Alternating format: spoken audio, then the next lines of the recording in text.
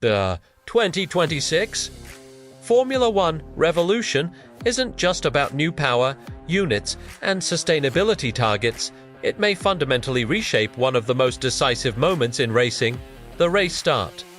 Oscar Piastri has delivered a stark warning ahead of the new era, suggesting that a poor launch under the 2026 regulations could cost drivers as many as 7 positions. A scenario more reminiscent of Formula 2 than modern F1. At the heart of the issue is the removal of the MGU-H component from the hybrid power unit. Without it, drivers must now manually build turbo pressure before the start, requiring them to rev the engine for at least 10 seconds to reach optimal boost levels. Mistime that sequence, and the consequences could be severe: sluggish acceleration, anti-stall activation, or even total launch failure. During pre-season testing in Bahrain, several awkward moments exposed just how sensitive this new procedure is. One near spin in the pit straight highlighted the razor-thin margin for error. What used to be a battle of reaction times and traction management has now become a delicate orchestration of energy buildup and turbo synchronization. Piastri admitted that teams are still searching for clarity.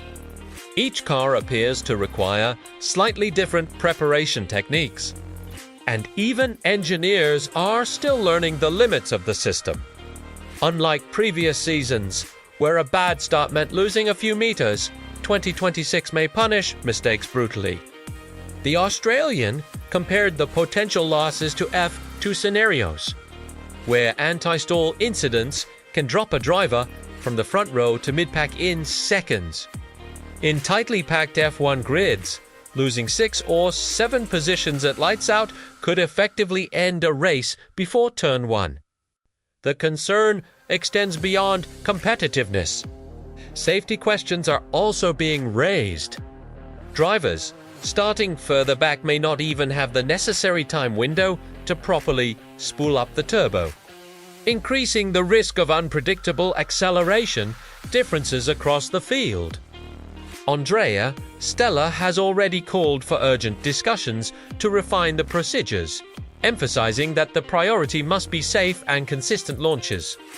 Piastri echoed those sentiments, suggesting that governing bodies need to revisit the complexity of the system before the season opener in Melbourne. And starts are just the beginning. The 2026 cars will also change overtaking dynamics, with greater reliance on deployable electrical energy. Instead of traditional DRS dominance, drivers must harvest and strategically deploy power bursts. Overtakes won't simply be about pushing a button. They'll require planning, positioning, and careful energy budgeting. Interestingly, Piastri noted that following another car aerodynamically feels similar to 2025 machinery. The big difference lies in how power is generated and deployed, and how fragile that balance becomes at the most critical moment of all, as F1 prepares for its new chapter. One thing is clear: the launch phase may become the most unpredictable and potentially race-defining variable of the entire 2026 season.